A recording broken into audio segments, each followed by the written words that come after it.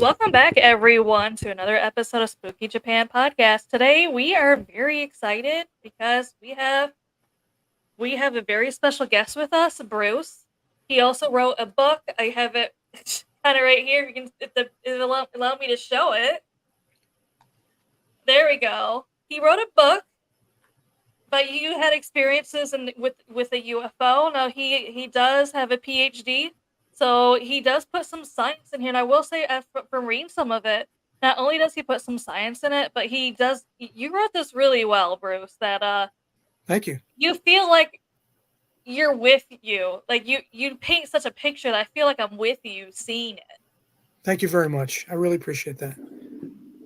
We wanted here in Spooky Japan podcast, we want to know more about UFOs because as Irene can tell you, here in Japan, there's a lot of earthquakes near where Irene is over in Tokyo, and the bigger the earthquake, the more UFO sightings you'll see in the air, which kind of goes with the theory of some of them are either in the ground or even in our waters. Right, right. So that's why, yes, we wanted to. That's the way we are always more interested in learning more about them. So hopefully you can help us out with that also. But anyone out there who's not aware, who may not be aware of who you are, you want to go ahead and introduce yourself to them? Okay, so my background is, as you said before, I'm a scientist Hmm. by profession. I obtained a bachelor's degree in neurobiology with a minor in biology at the University of Pennsylvania, and after that, I obtained my degree in Ph.D. actually in neuropharmacology, which is the study of the effect of drugs on the brain at the University of Connecticut. And after that, I've very soon after that, started working at the top cancer hospital in the U.S., Memorial Sloan-Kettering Cancer Center in New York City, and started my career as a cell biologist. There, I moved, and after that, I moved on to the hospital for special surgery, which is an orthopedic hospital, the top orthopedic hospital in the country, where I worked to develop the next generation of artificial knees, artificial hips. I learned quite a bit about material science, even though my formal background was in biology and psychology.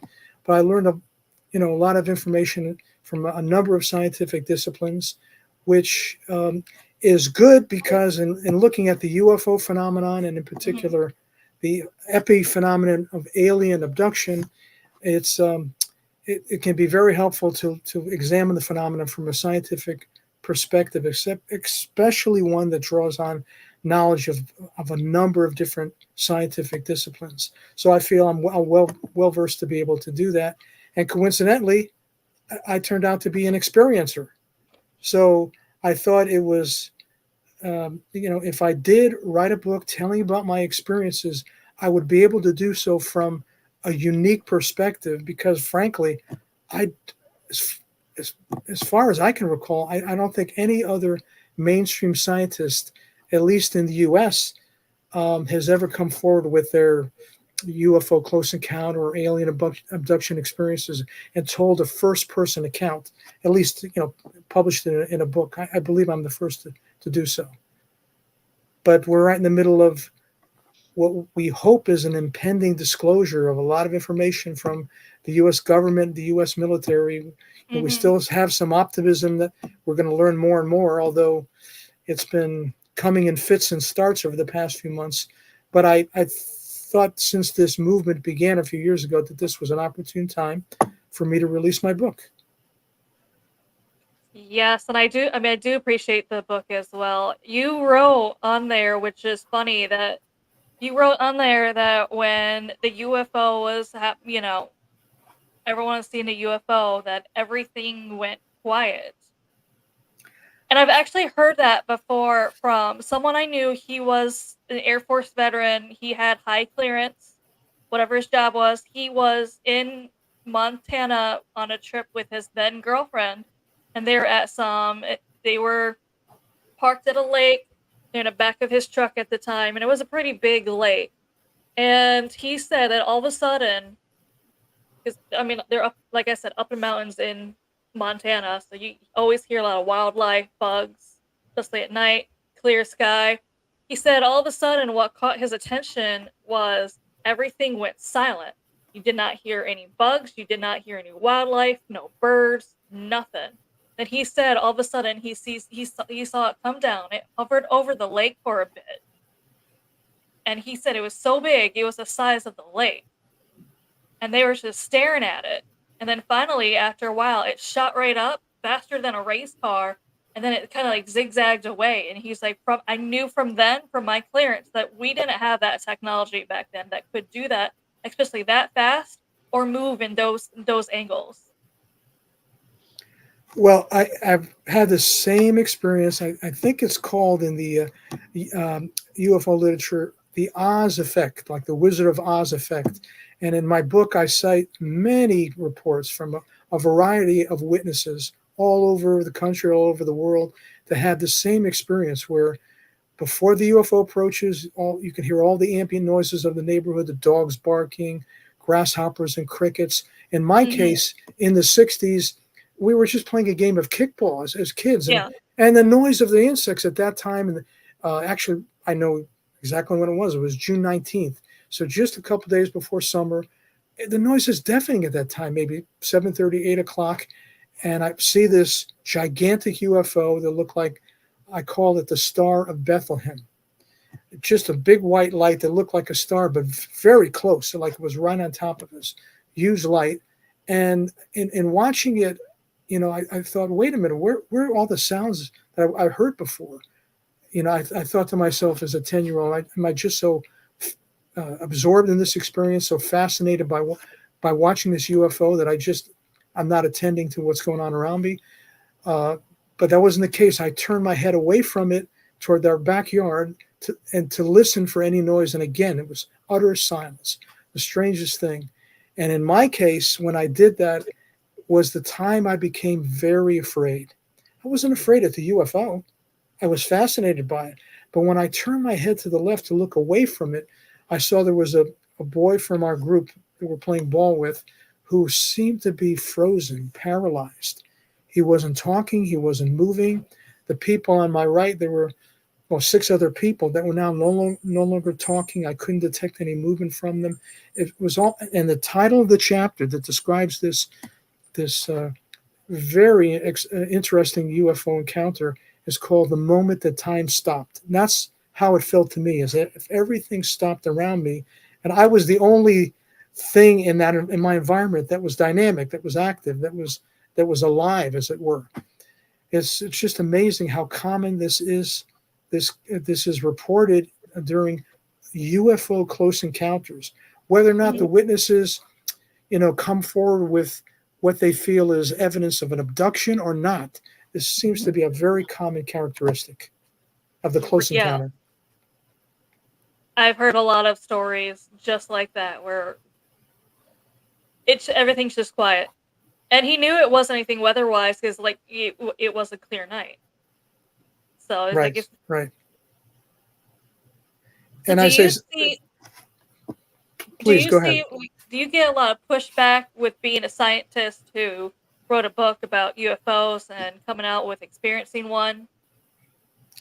I think things are different today. I wanted to mention that at the start of my career in the 80s, I made the connection. I really realized that what had happened to me was, best explained by the alien abduction model, but I was afraid to say anything for fear it would harm my career and also the career of my colleagues. I had to be Mhm. sensitive to what what the ramifications would be. But today I feel it's changed a little bit, and I've only had encouragement. Actually, had top level scientists who, after looking at the book, contacted me, described some of their experiences, which seemed to be similar to my own. Other people also trained in one of the scientific disciplines that said they were a complete skeptic beforehand, but now their eyes are wide open to the possibility of the reality of the phenomenon. So I've had almost exclusively positive feedback regarding this. You get a couple of people, online sometimes that nothing's going to change their mind. They're always going to be skeptics. They're always Mhm. going to do what our government and even the media has been doing for decades until now, and that is poo-poo the results, ridicule the observer at times. But this is getting to be, I think, rarer and rarer, fortunately. Yeah, here in Japan, a paranormal is still not talked about just because it's the opposite of United States, where in the United States it's becoming more of an accepted thing. Here it's not at all. So that's also why Wow. we started this podcast, is because no one else but us is talking about it. And Mhm. Irene can even tell you that unfortunately, if you need help in paranormal, you got no one to call. Because No. Irene was in that situation at one point. Yeah. But no one here is willing to help. That's Yeah. also why we're like, well, we're here if you need the help. Yeah. Same That's thing it. with and Interesting. Irene, Very interesting.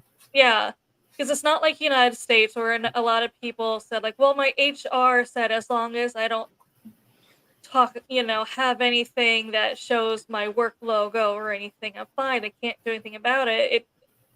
They can fire you here if you say I'm into ghosts. Yeah. Mm-hmm.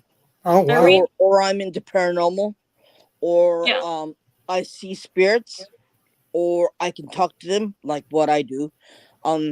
Yeah, it's like like, you what? I go, yeah. And they go, you crazy or something? I go, nope. You know, but I mean, it's what I do, and I have to keep it very careful of who I talk to and how much I talk about. I don't know if this is a non sequitur, but my observation is uh, regarding the quality of cinema in this particular genre. In Japan, it's really unsurpassed in terms of the discussion of the afterworld, and some of the most compelling movies I've seen. I'm a big movie fan. Are Japanese movies in this Yeah, particular area. So that tells me that there's such a fascination with this subject in Japan, and it's a shame that people can't discuss their own personal experiences that would identify this as a real phenomenon. That's what I'm interesting. going to tell you is that they know it's there. It exists. They believe it exists. Okay, but they don't want it coming after them, or or Mm, being with them, because it's just way too much information that they can't handle, right. and they'd rather it stay on this side of the road and I'll walk on this side of the road. As long as we respect each other, that's fine. But don't come near me, and I won't come near you. And Yeah. I think people are more afraid of it. That's all.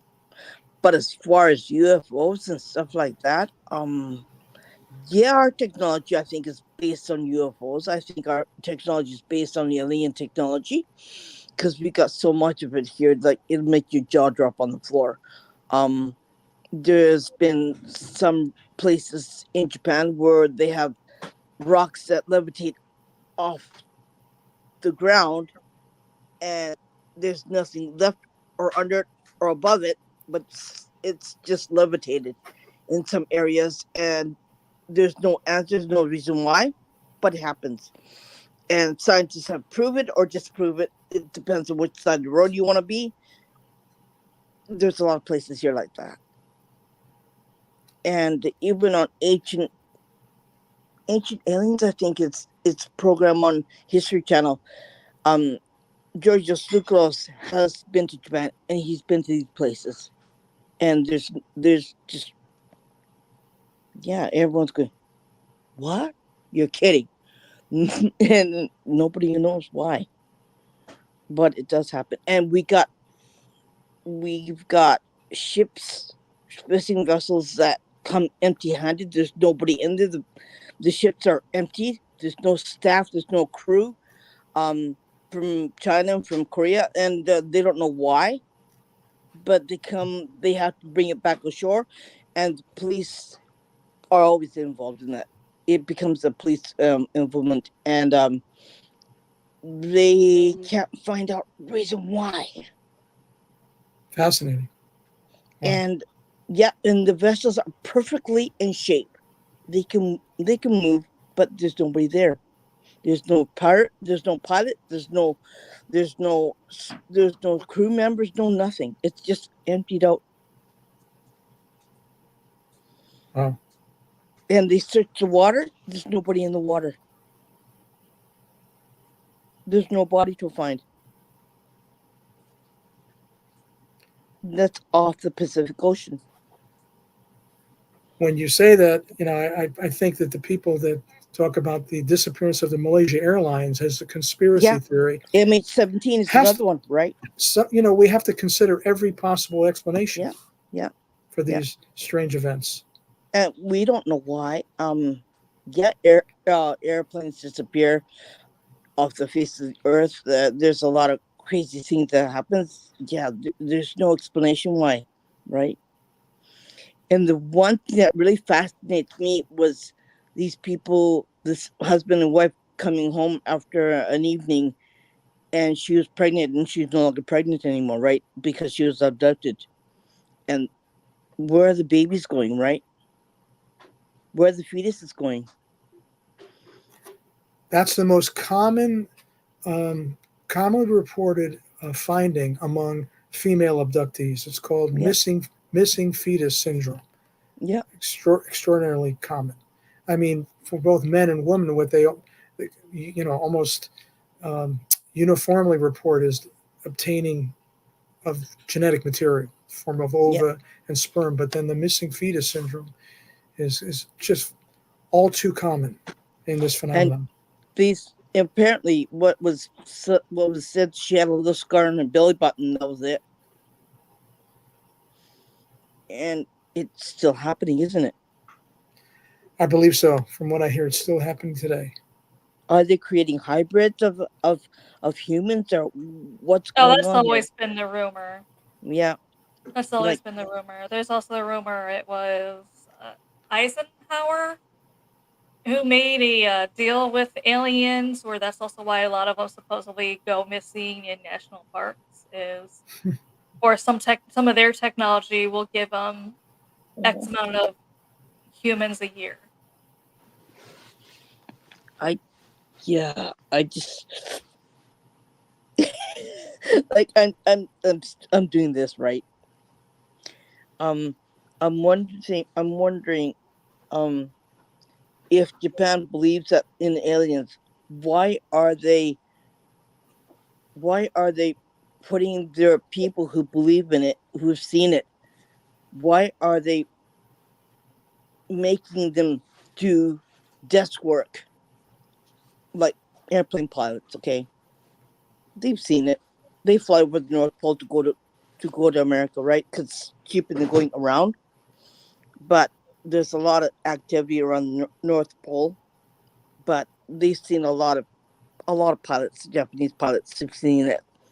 They report it, and they get canned or they get disc work until they retire. And they kicked them out and said, "Okay, you're no longer going to be able to fly anymore." But it's really sad, right? But you find a lot of American airline pilots are not reporting it to the FAA. They're they're reporting it to a different place, right? So I think the fear of losing your job because you see a UFO, yeah, right. Hmm. And it's really sad because they're saying, "Oh, you're nuts. Oh, well, you got a mental problem, right? You got a psychological problem," which I don't know. No, that's not true. There is stuff out there, and there's stuff that's happening, and that, believe it or not, it's there, and it's here to stay. I just can't even bring words to it, right? And there's still no admission. And you can Hmm. imagine how, in relative terms, the subject of alien abduction is in terms of being a taboo subject. People, Hmm. if they, they're much, it's funny. You see scientists that are, studying the phenomenon, of Mhm. UFOs to try to convince the rest of the scientific community that this is a real phenomenon. But Mhm. as soon as you mention, I mean, they could be studying the characteristics of the flight patterns, the Mhm. the the theory behind the alien the propulsion system. But as Mhm. soon as you mention the word alien or abduction, they don't want to they don't want to discuss that.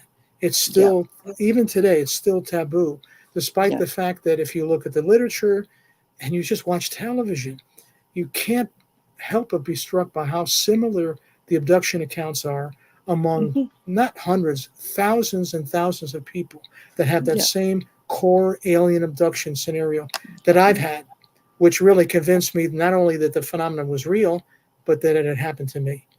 And yet, it's something people still don't want to talk about. No. I'll talk about But everything else. they accept the technology that comes out of it. But other than that, nope, not going to talk about it. Right? it it's ironic, isn't it? Yes, yes, because I think we're missing a big part of the phenomenon. The more we study the abduction epiphenomenon, the more we might understand who these ETs or aliens or interdimensionals are. What is their nature? What are their biological characteristics? What are their genetic characteristics? And it would provide a lot of missing scientific information that would help us understand why they're here, what their agenda is, why they're doing experiments on us. Yeah. Because there's so much scientific information to be gleaned from studying not just the hardware, but the beings themselves that I maintain are they're not from the spirit world. They're corporeal. They're biological, Yeah. fundamentally, and they're sentient. So that's one of the reasons I wrote the book. Do So we you can, think Yeah, as the well as who people? knows what the aliens here are Yeah. even looking for with us. Do you think the people who are abducted will come back? it's a touchy subject because I wonder more and more how many of them didn't come back.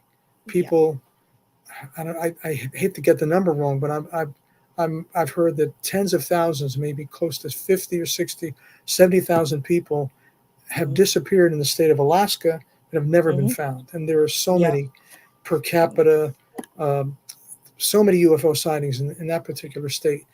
Yeah. Um, and I, wonder about some of the medical adverse effects of, whatever experimentation is done on abductees. Some of them not make it. Some of them die on the exam table. Mhm. And other quote unquote fortunate abductees have made it back. And not only that, it's interesting how common it is that people who report abduction report it happens multiple times throughout their life, starting when they're a child, and it Mhm. could extend through multiple episodes of abduction into their late adulthood for decades. Mhm. But they keep getting returned to terra firma. But Mhm. I don't think anyone has a handle on how many Yeah, don't. But yeah. it's a There have, as Wolfpack said, there have been so many accounts of people that have showed up with no memory of where they were, with huge gaps in their memories. And yeah, at time they, I know a lot of people even say, like I've heard a lot of those stories where they were just not found for hours or days or even months or years, and also they could just kind of show up kind of near where they were, and they don't even know where they were Yeah. that whole entire time. Yeah. the most amazing example of that is the Travis Walton case, where it's very rare that I've heard an abductee be missing for 5 days and then provide a lot of evidence that he was taken aboard a UFO.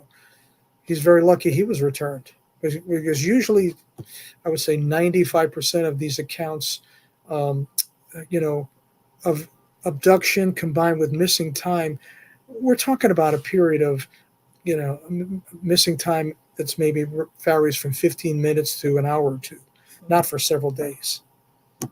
They usually return within a couple hours. And then Mhm. like the original, or I should say the seminal case of Betty and Barney Hill, Mhm. they had a period, I think, of 2 hours Mhm. that they couldn't account for. but that's so common in this phenomenon. But you do hear the rare case where the people are returned after 4 or 5 days or a week. Very fortunate. A lot of women, going back to what was said earlier, a lot of women would be abducted, pregnant, and come back, and they say that their baby from their belly is missing. Yeah. And they're just like, how was I pregnant to the baby's just gone? Yeah. And how would it affect them mentally because of that too? Oh yeah. Like, there is physical, but there's also mental anguish that first you're pregnant and now you're no longer, and how do you Yeah. accept it? Like they had ultrasounds and everything, and then they were abducted. When they came back, they went to the hospital, and ultrasound showed no more. The baby's just missing. Yeah. And how would you explain that as a physician, as a doctor, with that, and how would they write it up on their file as that too? But I think Amanda put her finger on it. The evidence from a number of cases is that physician, after examining the woman, concludes there was no evidence whatsoever that the woman was ever pregnant. Yeah. Which is Yeah, they said amazing. it's weird Yeah. because Yeah. there were ultrasounds first, but then all of a sudden there wasn't, and they can't. And I mean, obviously they did the exam to make sure, like, there's absolutely no more baby in there, no signs of even being pregnant, no signs of even giving birth, so they can't say maybe the baby came out. Like, there's no even signs of that anymore. Like, it would take days for the entire placenta to be resorbed, so that there would be no that's pretty much what evidence. happened, though. Right, there'd be some remnants of a pregnancy, some cellular material, but they find nothing, which is remarkable. It's just amazing, and like, we've only hit the beginning of technology of that, right? And I think there's more to come from it. Oh, I'm sure the government already has more of that technology. They just haven't shared it with us. I mean, they've already came out and admitted that they have aliens in some of their UFOs and equipment and stuff like that. Yeah. And then they seemed upset that the general public was just not shocked by the news. It's like, because we already somehow knew. We already know We that, knew. okay? It's just like, you're telling us something we already knew. It's like, thanks to confirmation. Yeah. Like, we're not stupid. We know everything that's going on, right? I think I heard investigators say that by the time they get around to disclosure, everything is going to be in the public domain. We're going to know everything they tell us. Yeah. By that time, whenever that is. They're also saying that we're not ready to know. We're not ready to hear the evidence, and it's going to take us a little while to be able to absorb the evidence that's there physically as a person. But yeah, I think a lot of us are ready. And it's just, especially as if I can touch on the results of this reproductive program that we theorize the aliens have embarked upon, that they've reached a point where they've altered the human genome, created a novel species. I call it a human alien transgenic species that look just like you and I, but they have novel sequences of DNA or quote unquote alien genes. And how coincidental that a Harvard astrophysicist just published an article in a peer-reviewed journal saying aliens may be walking among us. Well, the people in the UFO field, and particularly the alien abduction literature, have been talking about this for 20, 30, 40 years. That this is the logical extrapolation of their reproductive program, is that at some point hybrids would become indistinguishable in appearance from normal human beings. And I think that's what we're faced with now. Yeah. What is the purpose of this? Yeah. I think we as humans get sick. We die from illness, cancer, MS, whatever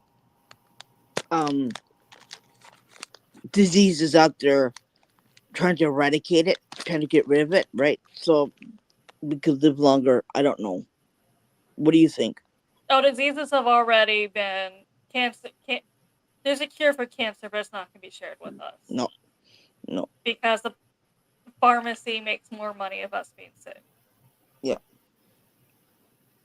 Because without big pharma there, they make money off people being sick or getting sick or staying sick instead of curing them, and that's the sad part about it, right?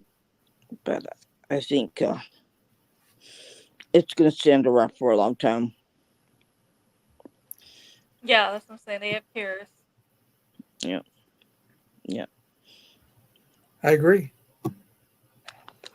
And There were books in the Bible that were taken out of the Bible that actually had in them details about aliens coming down and helping them out, especially like building their society. yeah, But obviously they were taken out of those chapters were taken out. So yeah, it is documented in some of them too.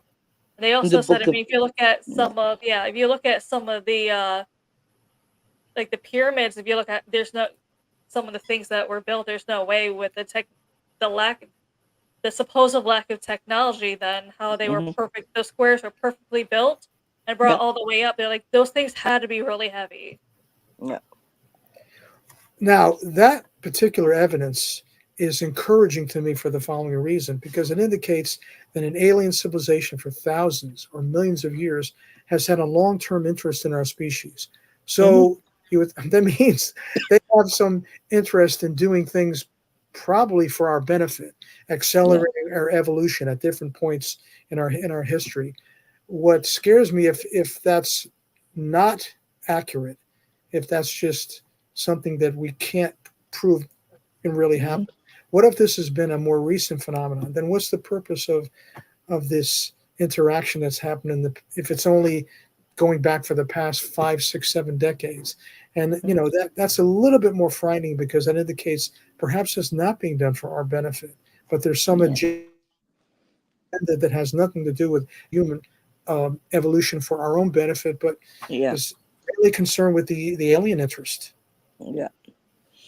Like in Japan, we have lots of nuclear power plants. The reason why is that we have a lot of Right. hurricanes, typhoons, and stuff like that. We can't use wind because it'll just rip apart and it'll be destroyed in seconds. Um, so the nuclear power plants are there for that reason, and it's really weird because UFOs are hovering around the around the nuclear power plants, Right. and when the Fukushima disaster happened, because we had an earthquake, and then we had a tsunami, and then well everything else on top of that happens, right? It just like dominoes, right? And apparently there was a huge UFO sighting around there too, and we're saying, but um nobody wants to talk about it, right? Nobody wants to acknowledge it, and the only place that acknowledges it is this one group that I belong to.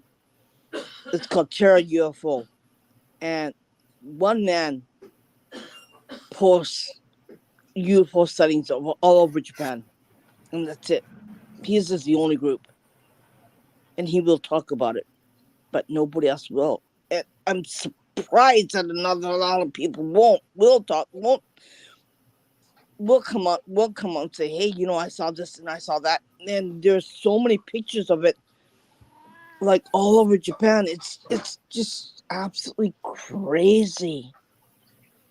Is there any pattern to uh, the UFO activity around the nuclear facilities in Japan? Do they see it? Do they see UFOs sighted over more than one or two facilities? Yeah, Right, it's kind of a pattern. All right, yeah, that's yeah, consistent with what we see here in the states. yeah. And they don't know why. It's just absolutely.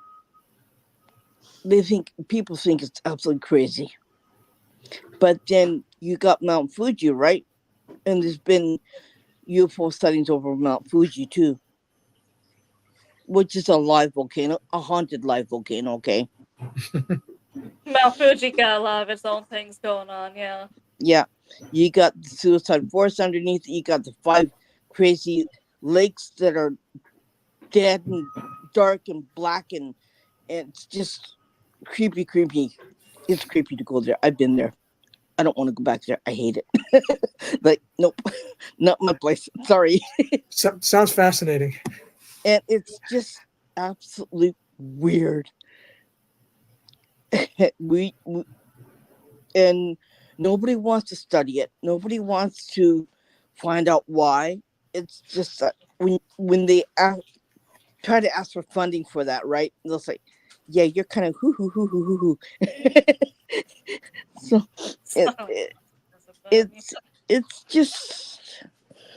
it's just like, why not? You know, like, I think the rest of us want to know, right? Especially in this field that we're in, like, anything goes. Like, we'll study anything, cryptids, anything. Like, there's a lot of it here, Oh, and there's thousands of cryptids here. yeah, and it's just crazy wild, and yet, right? Well, I've flown over an active volcano in Hawaii in a helicopter. If Mhm. I knew that there were going to be UFOs there, I'd want to do that again, just to see if I can see any UFOs around the volcano. Yeah, That'd be interesting to see if there's activity in other mm-hmm. active volcanoes, or it's just Right. I've never heard. Now, I've traveled to Hawaii a number of times. Never heard of any UFO activity around that volcano that I visited on the Big Island. But apparently those UFOs are commonly reported in Japan over volcanoes, which I didn't know. Yeah. Irene and I should make an advertising wolf pack for come to Mount Fuji. Whatever you into paranormal wise, I agree. It's more inviting now. I agree with that. Yeah. At least to me. Bruce, you might be the one person to come here and study it. Write another book about UFOs in Japan and be that one guy. Yeah. That's not. I take that very seriously. That's not a bad idea. Yeah. You'd be the one person to do it. And Number one, I've never been to Japan. Number two, I'm a scientist who's interested in UFOs, and that would be a very interesting subject. That's a great idea. You be the one person to be researching it, write another book, and it'd be the only book out there on UFOs in Japan. So there you go. You can't. It kind of sells itself because you can't say no one else has wrote a book about it or researched it. No. I'm sure no one in the field is even contemplating that now. So that's a good idea. No, that's one reason. Yeah, Japan has a lot of stuff that people just don't come to research, and I'm like, you would be the only one to do. You'd have no competition. You wrote a book. You'd be the only book out there about it. Right. It's just crazy because you got shrines that were supposed to be the prince and princess, the queen and king were supposed to come from the heavens above, told the people to create a shrine, and it's on a friggin' mountain. Okay, the one that I go to is on the mountain. It's a huge mountain. This side is the ocean, Pacific Ocean. This side is the mountain. Those are the trees. It's like a step pyramid, all going up the mountain. He might take you up on that wolf pack. So. Oh, you gotta come. You gotta come and see it. You gotta come and see it because it's really weird because Shintoism was developed from up there, right? Yeah, and royalty are the only people who really, the king and queen, the prince and princess, are the only people who practice Shintoism, and it's supposed to come from the heavens. So they told them to build the shrine here on a mountain. So it's on a mountain. They got these huge logs that made the shrine, and they're they're big, huge logs. How do they bring them up the mountain? Don't ask me. I still don't know. I'm telling you, Bruce, no competition. Not even Japan bloggers are touching Right, UFOs. right. Yeah, it's amazing. It's just like you'll sit there, wow. And as you walk up the steps, it's so old, this shrine. Like it was built from my mother's ancestors, okay? The family ancestors built the shrine. But how did they do it? Where did they get the technology? We don't know. I don't know. You don't know. No one knows. But no one wants to ask the question, how? Isn't it the position of the Japanese government that UFOs don't exist? There's Yeah. no ETs, no aliens. Isn't that the official position? Yeah. Number one, they're not here.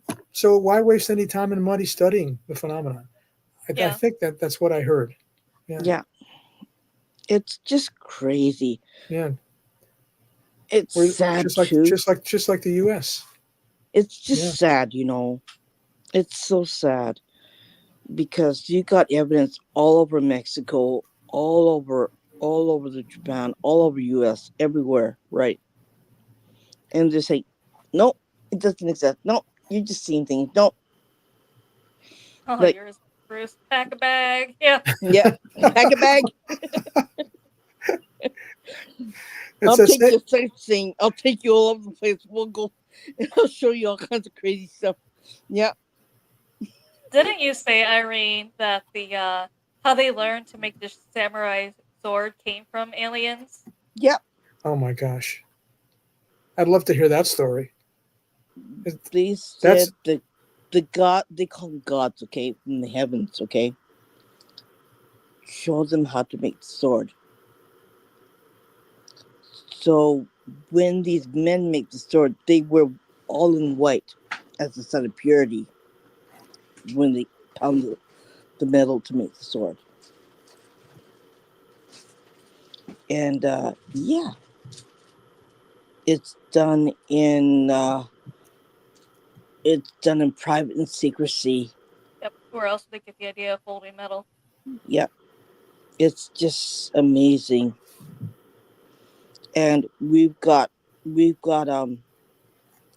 I think it's technology. It's not medical technology where they can make man-made organs.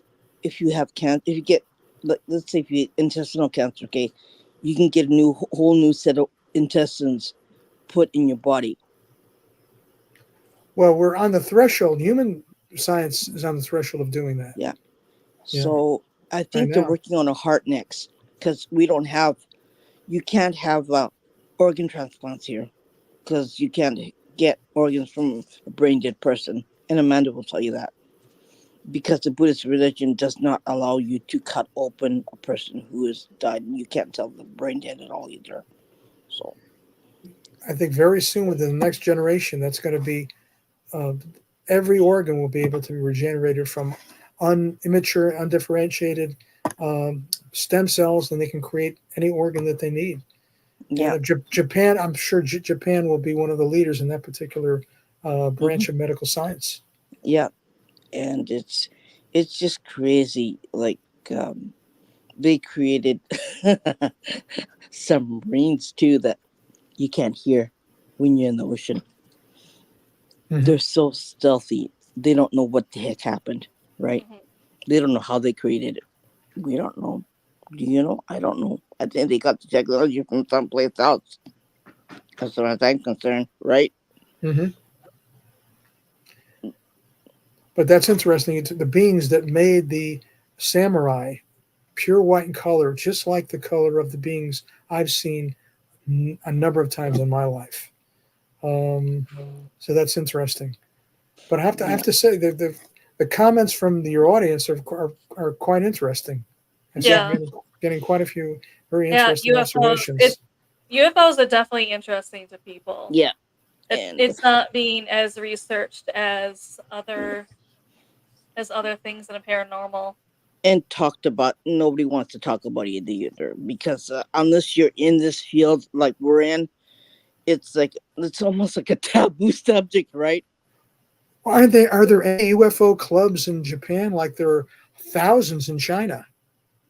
The people themselves that interested in terms of organizing, forming informal, formal clubs, whatever. There's not I any think they, clubs. There's just one Facebook group with that one yeah, guy is coming out himself with Wow. posting. yeah, and I think Amanda's part of it too. I'm a part of it, yeah. Yeah, Okay. because I Good. invited her. Good. Good. Afterwards, we'll invite you. Okay. Great. Great. It's Everyone's just doing good here. Thanks, Jeff. yeah. Um, I'm wondering, do you have any implants from when they studied you? Well, I've been asked that a number of times because one of my clearest memories of my quote unquote abduction experiences came from when I was 6 years old. I had a flashback, strangest memory of a 2 to 3 millimeter diameter metallic sphere, I think silver in color, with studs or projections on the surface like a thimble. If you're doing any sewing, you know what a thimble is. And Mhm. along with that, I had this associated memory that I better be careful because if I sneezed too hard or blew my nose too hard, this is when I was 6 years old, that it could come out. That's how I knew it was a nasal implant, Mhm. or that it had happened before and I was admonished, don't let it happen again. And I felt as a child I could get in trouble if I did something wrong. So that associated um, memory that had the strong emotional uh, uh, texture to it convinced me that was a memory of something that really happened to me. Now, along with that, I had all the classic other memories that go along with this implant phenomenon, where I had a period of missing time with an unexplained nosebleed Mhm. that or had no previous medical condition or infection or sinus problem that would cause me to have a bilateral, nosebleed. And I had an examination by a physician that found a scar high up inside my nasopharynx, in the throat behind the nasal cavity, which is Mhm. very, very commonly reported in people that have had abductions where they think they've received an implant, in particular a nasal implant. Mhm. Now, the question is, since my experiences kind of have lessened as I got older and older, Mhm. did they bother to take the implant out? I don't know because I've never had a medical condition where I've had any need for neuroimaging, a CT scan or an MRI of the Mhm. brain that would prove I've got a foreign object in my brain. So for Mhm. all I know, it could still be there. I found out that the implant UFO investigator Daryl Sims. You might have heard of him. He's obtained a lot of implants from abductees. His idea is that some of the people that don't continue on in the abduction program for decades may be just neglected, and perhaps the aliens forget to take these implants out. So that's a long answer to your question, which is I don't know. I may or may not still have one inside me. Do Is you it as see? pain? Is it as painful as what Hollywood makes it look like it would be? Gosh, I have to say, in a number of cases, the answer is absolutely yes. A number of Mhm. abductees have reported uh, during the implantation procedure, particularly the nasal implant, they can feel the probe breaking through bone high up inside, Oh one of their gosh. nasal cavities, and it's uh, Dr. John Mack, the Harvard psychiatrist who studied a lot of abductees, worked with a lot of abductees, said that, when the, one of the experiencers he was um, investigating said, this was 6 or 7 inch probe. He said, well, my gosh, that had to have been inserted inside your brain for it to have been that long. So, you know, I'm concerned about the discomfort. Not only that, I'm concerned about potential medical side effects of having such a medical procedure. I don't even think they care what the side effects are. Or they could be trying to, we're gonna do this and see what happens. Yeah. I'm afraid that you may be right, Amanda. I mean, I talk in the book about the possibility that you know many investigators have talked about this multi-generational aspect to the phenomena that the aliens are interested in bloodlines, and I really present evidence that my grandfather was probably an abductee as well. He had an implant, went through a procedure that went badly, developed an infection that spread to the meninges of his brain, which he died from at the age of 32, at a time when there were no antibiotics. This was in the 30s, the 1930s. Oh my And I gosh. wonder how many other people had similar, you know, medical side effects of this quote unquote medical procedure we don't know about. But I present a lot of evidence that that's probably what happened to my grandfather. Yeah. Another weird question I'm going to ask you: whether you, I don't know, different blood types. Okay, you got the regular A, you got the regular O, but then you have the B, Right. and then you have the AB. I'm AB. Okay. Do you think that it's? Do you think it There is came? another really rare one. I Yeah. forgot what it's R called. RH the RH factor, RH negative, which Yeah. Yes. I think 15% of the general population is RH negative, 85% of RH positive. Yeah. And for some reason, I can't explain it. There's a much higher percentage than 15% of alien abductees are RH negative. I've Yeah. examined this. I don't know the medical explanation for this because I cannot find any connection between the RH protein Mm-hmm. and any of the alien abduction experience in terms of the medical association between being RH negative and what the aliens might be interested in terms of what they want to examine Yeah. biologically. It's But there really may be weird. something. Yeah, it's really Well, weird there's because a theory that that bloodline also comes from like aliens. yeah, because Aliens or the fallen yeah, angels. yeah. Well, People it, believe in one of the two, where some people believe it's like it was the aliens. Some people believe it was the angels. Yeah. well, if you may be right, but I'll tell you what, in previous centuries or millennia, we did not have alien DNA. A lot of No, us are walking around with it now, yeah, I'm afraid, yeah. particularly based on what's happened in the past 5 or 6 decades or Hmm. longer. I'm curious on what happened between way back then, when they're coming down and helping society advance, compared to now, where they're just Yeah. more experimenting on us or researching us. Well, let's assume that's true, that the ancient alien hypothesis is correct. Yeah. Did they suddenly develop a program that was more sinister, or are just we being visited by more and more Hmm. independent alien civilizations that have their own separate agendas? Maybe Hmm. there isn't this, galactic uh, consortium or federation where everybody agrees how to treat planet Earth and the dominant species that inhabit it. There may be a number of species that are in conflict with each other, because I can't figure out, frankly, why have there been so many crashes Hmm. of UFOs that were designed by a species that's thousands of years more advanced, and they travel trillions of miles across space and get Hmm. to Earth and crash.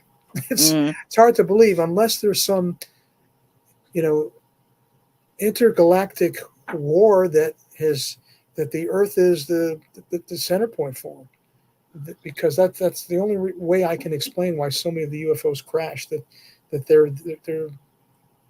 they're warring species that are in conflict on this Hmm. planet. I'm Maybe wondering because if they they're maybe because they want they're battling for the natural resources. Maybe for us. yeah. You're wondering if there's more than, well, of course there may be more than species. Like, yeah, I can agree with that.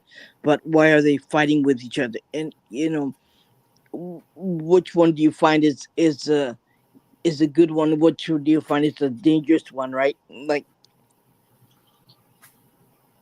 I don't like the Greys. I mean, because I'm I don't really look upon them favorably, because they abduct thousands of people, do experiments on them, kidnap them, falsely imprison them without their consent.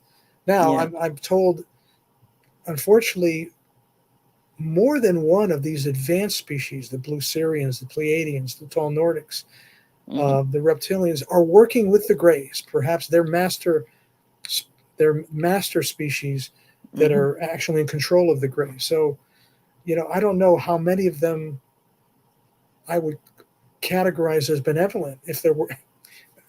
I hate to sound prejudiced against the grays, but that's my experience. No. These are the only beings I've encountered are the gray aliens, and so whoever's working with the grays, I think, tend not to be working in the best interest of Homo sapiens. Is my presumption. I can't prove it, but that's what I think. Yeah, and will this war be predominant in the near future with us as human beings, or what would happen to us later on in life? Like, some of us are being recruited as super soldiers, they say, into the army of one of these particular advanced alien species. One theory is that the hybrids, what I call them the alien human transgenic species, are created to exert dominance over what goes on in this planet. And does that mean that those of us who aren't hybrids or aren't abductees or aren't affiliated with those particular classes of human beings are going to be seen as less desirable, less perhaps expendable? It's just a theory. It's not a particularly palatable theory. No. But that's why I become encouraged when I hear people talk about more and more evidence of the ancient alien hypothesis, that we may have allies. We may have people that are using us, but we also may have, hopefully, even more advanced alien species that are protecting us. I don't know if you've heard of Dr. Gary Nolan, the Stanford biologist that's doing a lot of excellent research on experiencers and remote viewers, but he claims there's a theory for which there's some good supporting evidence that we are being protected by benevolent alien species against some more sinister ETs. That's a possibility. We're still here. That might be because like I said earlier, is their theory that some of the UFOs we see is not from space, but they're living in our Earth or even our water. Because they said some people believe they live in the Earth. Some people believe they're out there in the water. So maybe that's what they're doing there. You have to consider that. There's just so much evidence about UFO sightings and the fact that at the poles, at the North Pole and the Antarctic, where there's a lot of evidence there are bases there. I don't think those are human bases. I think those are probably alien bases. And just even more reports in the hundreds and thousands of UFOs that are traveling from the atmosphere deep into the oceans. So I mean, how long have they been? I'm sorry. I love what Wolfpack just said, where I heard an analogy once that God and the devil are playing chess with us as pieces. Who's to say we're not part of an intergalactic chessboard? That's a good theory. Yeah. But what's the what do they hope to gain in the end game?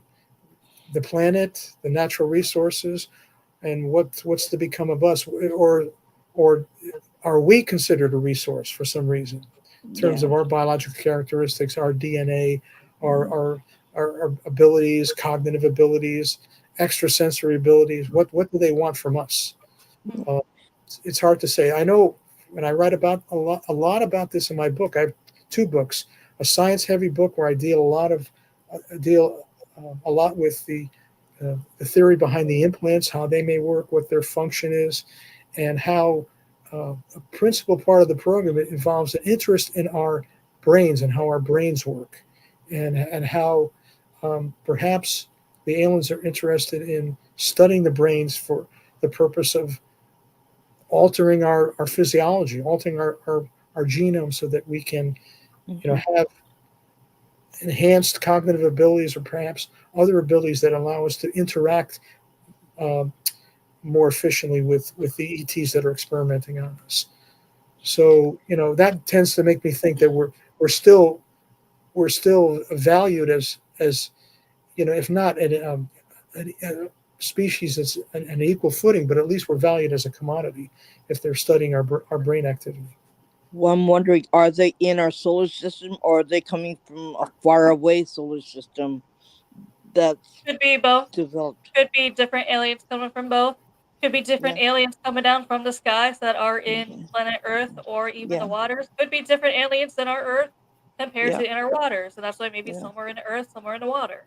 Yeah. Or a totally different place, like using oh, I forgot. Darn, not just. Well,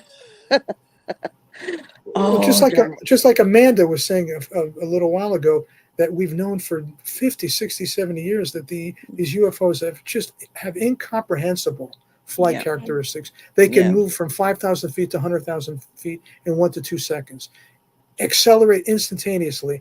Now, to have that type of a power and propulsion system, what's the purpose for that? Unless they're coming from, hundreds or thousands or tens of thousands of light years away from some distant galaxy or solar system. Why would they need this type of technology unless they were part of our contiguous universe, but from a planet very far away from the Earth? Yeah. If not, they wouldn't need that technology. Yeah. Or Stargate or something like that. Right. Right. That they come Right. through. From another parallel universe or another dimension. They would need this or similar type of technology to do this. But they still may have established a base here, even though they came originally from some other planet. They may have been based here for millennia or longer, for all we know. Yeah. But originated someplace else. There has been a lot of people, even before the Men in Black movies came out and said that they've seen the Men in Black, but they said it's weird, is they do have, especially when they see something unexplained from, obviously not from Earth. There has been people who said they've seen the Men in Black, but they said it's weird because you can tell they're not human. They almost look plastic-like.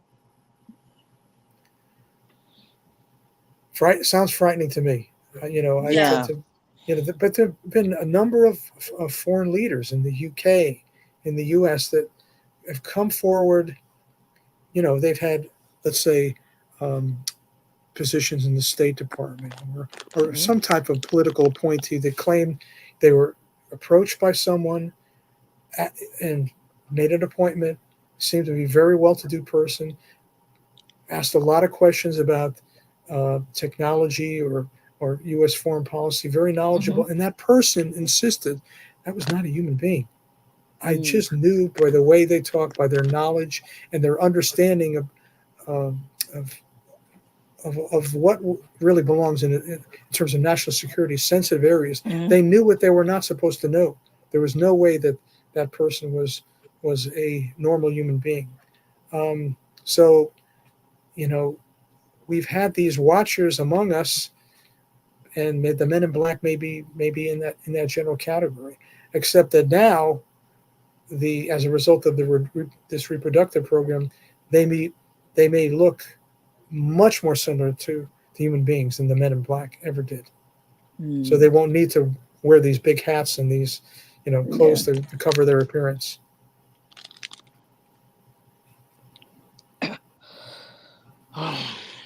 But that's frightening. I have not had any encounters yet with the Men in Black. Hopefully, I won't. I read a bunch of encounters, and they all said the same thing. Yes, they do come in the black suits and hat, but they just, something about their appearance is just off. Like their skin, it doesn't look like actual skin, or like something about them, it just looks like they're like plastic or something. It's weird. It's like, just think of a plastic human or whatever moving, and it's like that's basically how it was. Yeah. And then they seem to arrive within not days, hours of a UFO sighting. Yeah, and they they do. seem Like, to know that this person was a witness, and they know sometimes intimate details about their lives or who they talked to. It's almost as if they're, I would theorize this is an abductee that they were watching before the UFO encounter. Yeah. And they wanted to see how much they're going to divulge to their family, Pretty their much. friends, to their Walking right. mannequin. Yeah. Should keep them. They're trying to keep them silent. Yeah. After they've gone perhaps through multiple abductions. This is my theory. Yeah. I've heard that this airline pilot in Mexico he tried to talk about it, what happened to his airline, what happened to what he saw, and he was approached later on by men in black and told him to keep your mouth shut, don't talk about it. So yeah, I believe there are, I don't know what you would call them, people. Too many reports like that. Yeah. Too many to disregard. It makes you wonder if, with the Men in Black, if people who are abducted or have seen strange things, if those people were being watched and targeted or picked for whatever reason before they even came down here. Yeah. Like maybe the Men in Black are watching them for whoever's coming down and they're seeing them. I don't know. It may be. I mean, it may be because they have some particular ability that other human beings don't have. That's why that explains the affinity.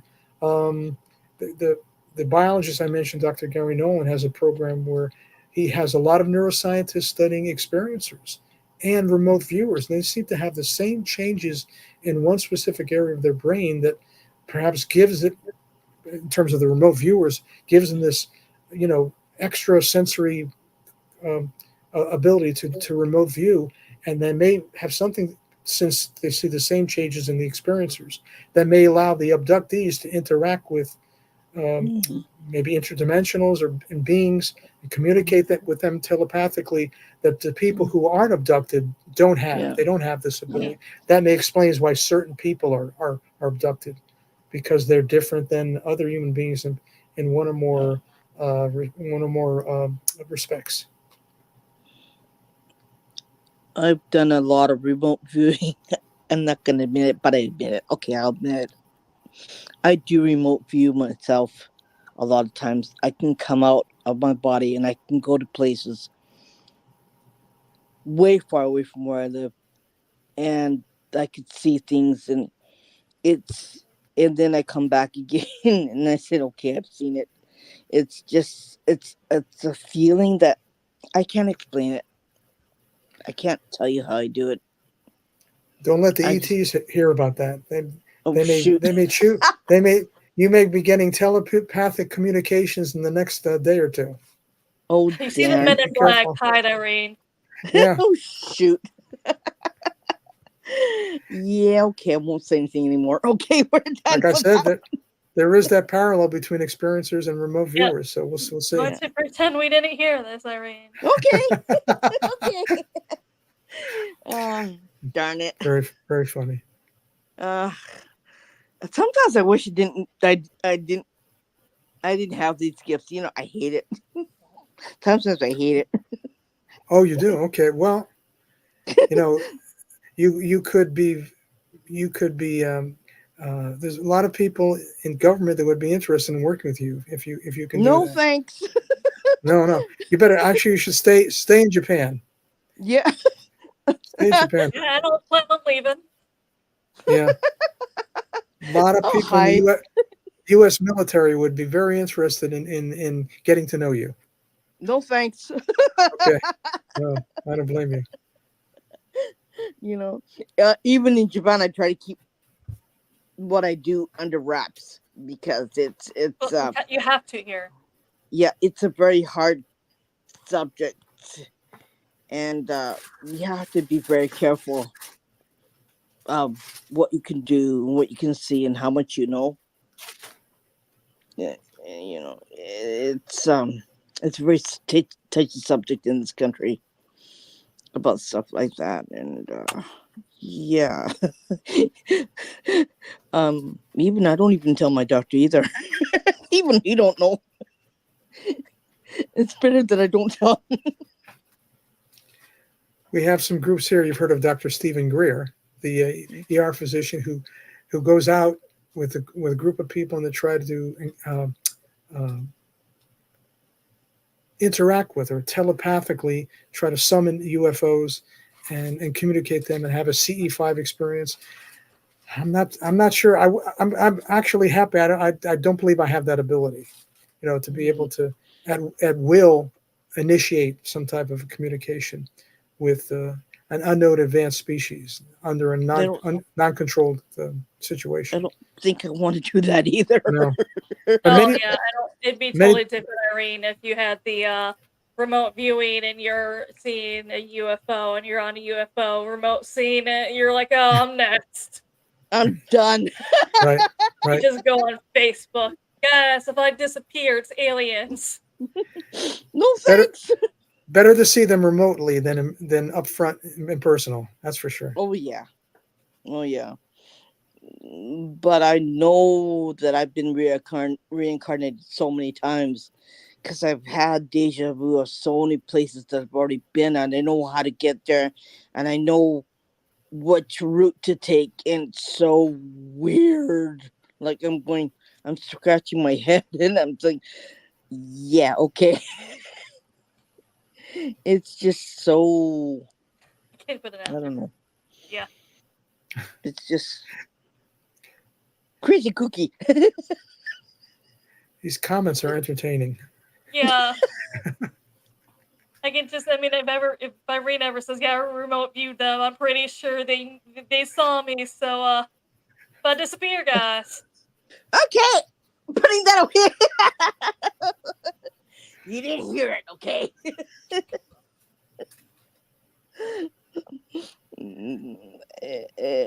For me, it's kind of. I have this particular way where I can talk to dead people. Okay. Don't ask how.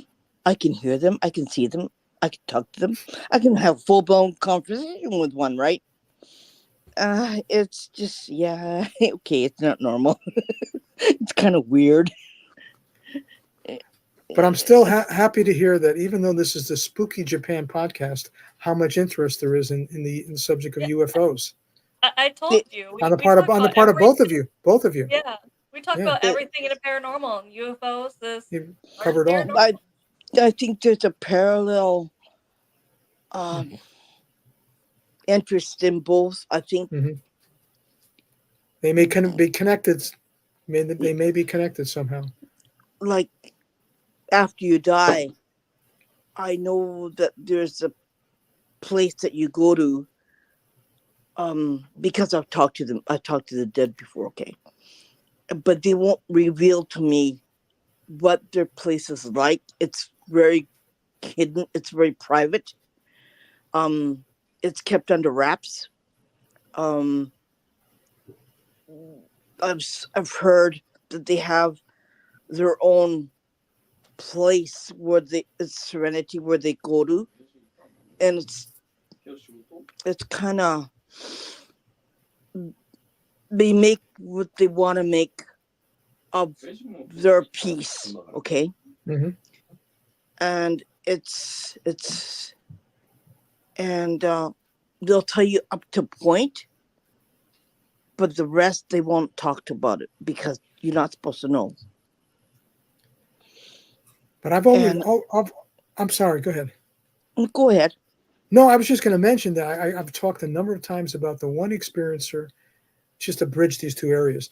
One experiencer that Whitley Strieber talked about in one of his books that claimed that when he asked the Greys, "What's your purpose? What are you doing here on planet Earth?" He said, in response, "We're here to recycle souls." I've never heard of any other abduction experiencer, say that before. So I thought that was an interesting theory. It's just really strange, but some of them have a job. Some of them have different. They sure do. Yep. And some of them take care of the living, like being an angel. But it's just, yeah. The ones I saw From looked what? like they were working very hard. Yeah, The ETs I saw. yeah, and it's just some place that we're not allowed to tell. I know a lot of things that I'm not allowed to tell. I can't tell people. I can't tell anybody. There's a lot of stuff that I do that I'm not allowed to talk about. I'm not to speak about. And how much do I reveal? I'm not allowed to do that either. And it's very hard to be in this field when you're doing this and you can't talk about it right. It's just yeah, keep your mouth shut, throw away the key, and there's stuff that I'm gonna keep with me till the day I die. And it's gonna come with me when I die. I'm sure you And could write a book or two. yeah, but how much do I reveal? How much is it safe to reveal too? We're all taking a chance. When Yeah, you think about the things we're talking about, the people don't yeah, want us to talk about. yeah, Could be. That could be. We're here to recycle souls. Could be the reincarnation aspect, but yeah, who actually really knows? yeah, It's a very interesting theory. I say it's a theory because I can't think of any Maybe they have evidence. someone that runs on souls, and they're here to collect them. Who actually? mm-hmm, I'm trying to think of any evidence that would support that. But mm-hmm, you know, you know, are the Greys designing a hybrid species as vehicles for the incarnated souls? mm-hmm, Perhaps. mm-hmm. Maybe that's the purpose of the program. But One of many theories. there's one theory that I've learned a long time ago is that you'll be reincarnated over and over again until you get it right. That's at least Right. the Buddhist belief, and I always say that Yeah, because a lot of people are like, yeah, "No, that's not true," and I'm like, "Well, that's the Buddhist belief." So if you're a Buddhist and you're watching it, you'd be agreeing with Irene. So yeah, yeah. And yeah, I don't know how many times I came back either because I've come back so many times. I just like, why do I know these places? Why have I been there before? Why do I know the route? And why do I know the roads when I've never been there before? I don't know. And why have I seen certain people before and I didn't know them at all? Yeah, it's just really, really, really weird. that's what a soul flame apparently is, though, too, is someone you've Yeah, always had in every yeah, past life. yeah. And I'm still scratching my head over it too, even to this day, because I still can't figure it out. But I There's say, hey, also that whole theory of karma. Besides, if yeah, you haven't learned a lesson in this life, you'll learn it next. That's also the same thing with karma. And yeah, someone said, "Be careful how you treat someone because karma doesn't get you this life; it's going to get you next life." And what they mean by that Right. is, let's say you are a terrible boss to someone, you mistreat them, and you know it. For some odd reason, you just bully this employee. But they say in the next life, it could be reversed. yeah. So that's why they say be careful how you treat people and who Or asks the you for help. or the really nasty part of it is that if you treat people bad or if you treat an animal bad, you come back as an animal and you'll be slaughtered to be for meat, like a steer. So that's another thing that they believe in here about that. That's why he always says try to treat people kind because you don't want to come back as that, or you don't want to come back as a dog and be mistreated by your owner, by your master. And yeah, it's just it's what we believe here, and it's like far out if you don't understand it, but for us, yeah, I get it. And that's why people are very weary when it comes to spirits and things like that because they're scared that it'll come back and haunt them that particular way. So, although I dodged the question a little while ago, I'm still fascinated by the potential correlation between alien abduction experience and memories of past lives. I kind of dodged because I don't know if anyone has looked at that quantitatively or not. But all I can say is I'm one of those who has had both alien abduction experience and memory of past lives. Yeah. I just don't know how common that is in this particular, contactee or alien abduction experience phenomenon. Someday I wish somebody could tell us about it, right? Like, where's the connection between that, right? If you're out there, please help us. We want to know, right? But those past life memories, when we're reincarnated, are, the great majority of the time completely lost, completely erased. Yeah. From reincarnation to reincarnation, and so forth. So interesting question. Yeah, I'd sure like to know too, because I'm still trying to figure that one out. What Wolfpack was saying much earlier, that UFOs and aliens, it's an area I haven't delved into until now. And I think it's one of those for a lot of people where it's an interest for a lot of people, but it's one of the least dived into in the paranormal. Mm-hmm. Yeah, that's true. Yes, there's so much interest in the paranormal that tremendous right now all over the world. But in relative terms, UFO, in comparison, gets less attention. I think you're right. Yeah, which maybe it needs to not be, because who knows? Well, that's what I'm trying to do. That's what I was trying to do in publishing this book. If it gets more out there, we'll get a book in Japan about all the activity in Japan. We'll wait for you when you come. I would like it. I'd like someone to write a book like that. Maybe me. Yeah, I think you should. It'd probably be popular since it's not nothing. No one's doing anything out here. So no, they don't want to do it, and I think it's not they don't want to do it. I think there's no funding or I don't know. It's just like it's one of those subjects where it's swept under the carpet and it stays there, and hope to God it doesn't come out. Right? We have a television show very popular in America called Paranormal Caught on Camera. I wonder if they have anything like that in Japan that would show some of these sightings of UFOs around volcanoes. That would be. I wonder if there's any of that information out there. Probably not. Nope. Not too much. Nope. I haven't seen anything, but no, they will not. They will not reveal that. They will not divulge that. They will not accept that. They will not even say, "Yeah."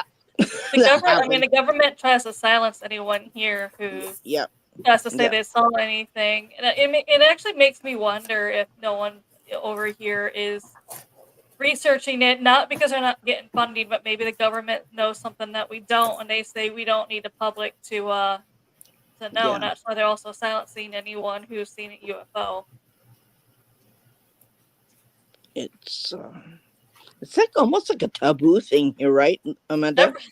Paranormal in general is taboo here, but it makes me wonder, especially with all the governments, with the conspiracy theories. Maybe they know stuff that we don't, and they're trying to keep it all silent.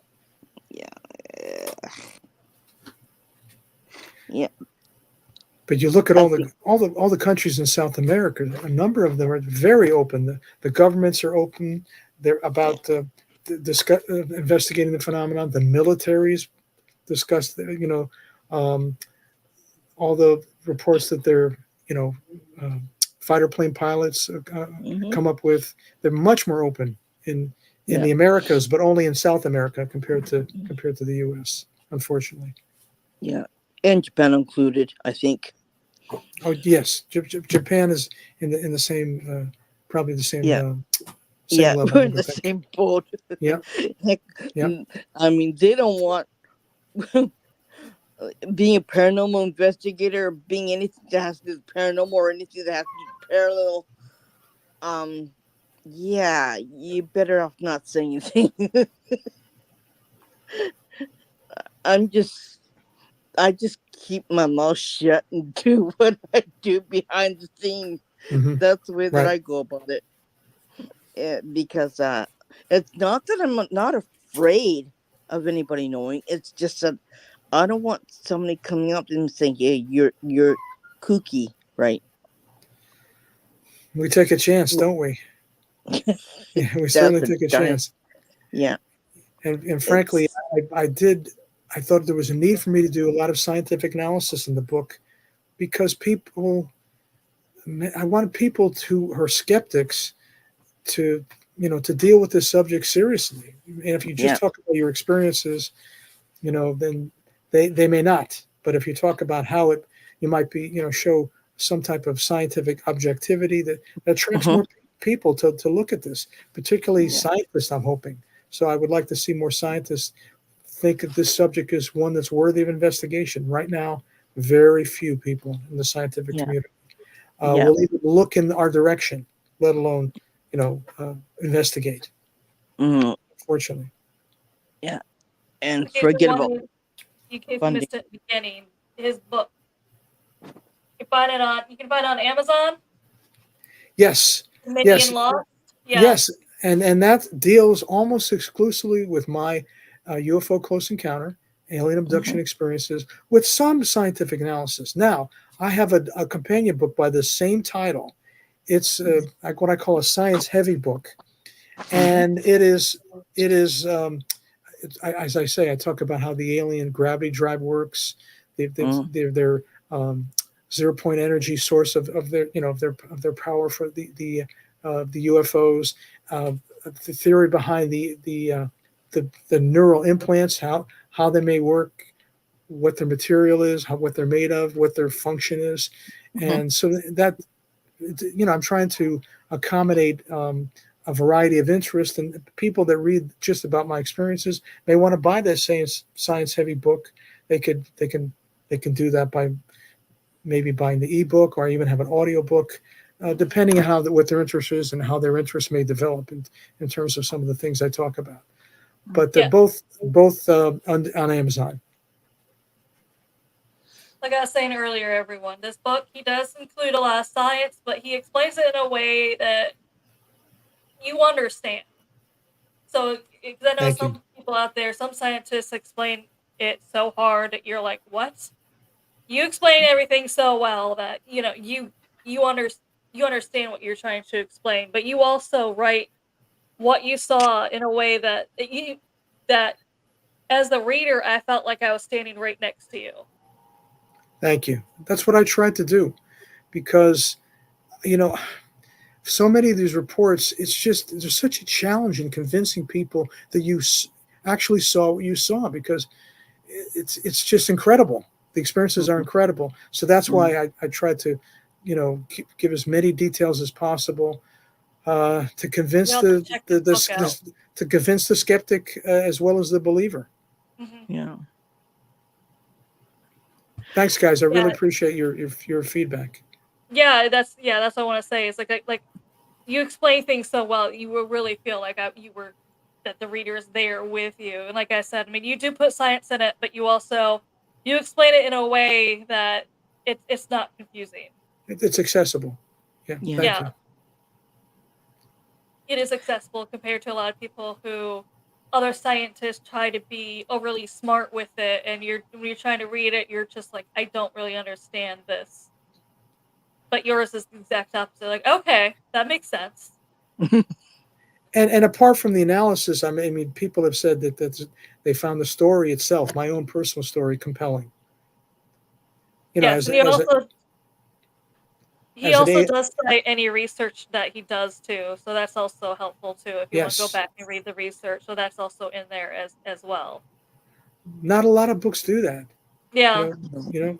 So, but I've got all the references there, all the scientific references, and also when I talk about things that other abductees have experienced and I've experienced, I go right to the UFO investigator and cite his book so they can go back and compare what they read in that book to my particular experiences, because I think we need to do this. We need to look at the totality of all the accounts before we can come up with theories to explain what's happening. For anyone interested in his book, I also have descriptions from Bruce himself of the chapter. So the first chapter is starting off is the moment that time stopped that describes my UFO close encounter where I was abducted from a group of 8 other witnesses. So you were about you said you were 6 years old, the first one? But the one you just mentioned Yeah, was when I was 10 years old. 10 years old. Okay, I Yeah, knew so there, you were young because you were mentioning on there how you were yeah, playing that was a ball multiple, with your friends. yeah, Yeah. multiple witness UFO close encounter where I missed what everyone was seeing. One of my classmates told me I disappeared, and she asked me where did you go. So it led me to believe that was, when you look at everything I wrote of all in terms of all my experiences within that Mhm. context, that I've concluded that was another abduction experience, because I simply wasn't there for part of the time when everyone else was there. So when I talk about the Oz effect and how everything time stopped, everything slowed down, people were paralyzed, I think that's also reported a lot with abductees, and that the people around them, when there are multiple witnesses, are quote unquote switched off during the abduction event, and then switch back on, when the abductee is returned, which is And you what also I. wrote on in there how you did make a police report and they were writing what looks like paragraphs. And the one cop, he tried to play it off, but he looked terrified and almost like he was relieved that whatever you saw was no longer there. Yeah, I think that the police were all in every jurisdiction in the country knew what was going on. They have the responsibility for investigating all these reports, and I think a lot of them were scared because, like all of us, we didn't know what we were dealing with. You've got something in the sky; it could be a foreign adversary, or it could be something alien. And you're a police officer with your service revolver, charged with the responsibility of trying to see what this is and protect and serve the public against some unknown danger. I'll never forget the look on his face, because I was only 10, and to see an adult, you know, um, who, didn't look like he was in control of the situation was something I never forgot. Yeah, you did put that in there too. Yeah. And then chapter 4, the table that describes an episode when I was on an exam table surrounded by dozens of gray aliens. That'd be terrifying. Yeah. Again, I had a close encounter before that. I saw the strangest looking airplane. I was just falling asleep, and I see this metallic looking, highly reflective, strange looking airplane a few blocks away through my bedroom window, and then I go to sleep. When I wake up, I know I'm not in my room anymore, and I'm interacting with dozens of grays, because I'm thinking I'm on an exam table, and I'm looking at what I think are doctors, but they're all short, no taller than Mhm. I was. These are the Mhm. strangest looking doctors that I've ever seen, and I actually sat up and pointed at them and kind of yelled at them and say, what? You're not my doctors. What? Why did you take me here? So that was a very vivid experience. Oh That's the my ki- gosh. that's your cat. I'm The I'm cat agrees. That's yeah, very yeah. interesting.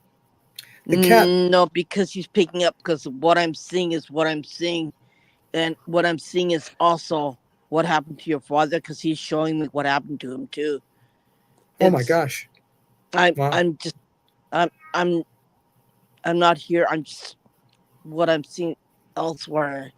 But And what guys, what I I'm wanted to point out, with, if I can interrupt you, is that those beings I've seen numerous times throughout my life. I have memories yeah, of seeing the same beings. Like they're Um, probably watching you. 3.5 to 4 foot tall, disproportionately large heads, hairless heads. So that that's you I've multiple interactions over the course of my life with you know whoever they are. that's what I'm also picking up too. I'm also seeing that too. It's just okay. Come back. Well, we need people like you to give us more information so we get a better glimpse into what this phenomenon represents, because there aren't enough scientists doing it. Yeah. So My head all goes. all hands on deck is what I say. All hands on deck. We need everyone contributing. My head goes. My head goes wandering when it wanders, and when I look this way, means that I'm seeing stuff happening, and it's just Fascinating but scary. yeah, it Are you is. still seeing it? Is he still telling you? Yeah. Got His father's showing me what happened to him, and he's telling me that it hurt so much. I was screaming in pain, he said. And oh my God, oh my God, oh my God, he's saying that to me over and over again. Yeah, I mean, I've talked about evidence that this is a multi-generational phenomenon. Even my own family, in terms of, I strongly suspect my grandfather, but also my father as well. Yeah. I suspect was also involved, based on his medical symptomology throughout his life, which a lot of abductees that have these nasal implants complain about sinus headaches, sinusitis, which I've had, and my father had the same condition. Yeah, because he's showing me right here. He's right here now. He's right here with me. I don't know how I can explain it to you, but he's right here with me. He's showing me what happened to him. He's showing me where it is in his head. It's just, yeah. Yeah. Okay. This is real, and all these aspects of what happened to the abductees, I think are real. This is a material phenomenon, but we just need to do a lot more scientific investigation to learn as much as we can, because we don't know what the agenda is, what that alien agenda is. We just don't know.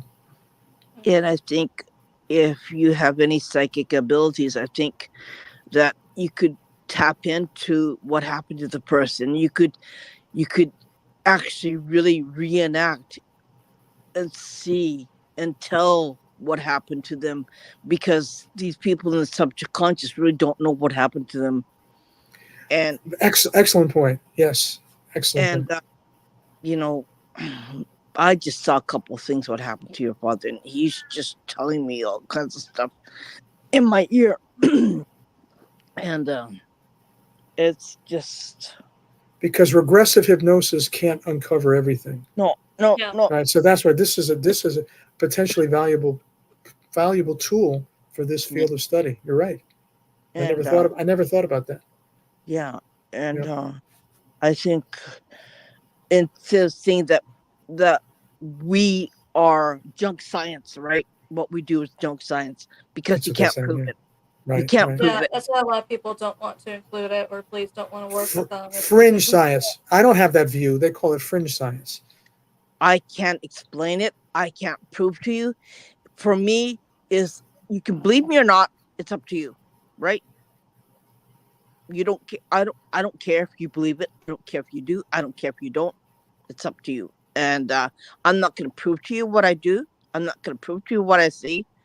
Yeah, that's way how I kind of like see it to this day.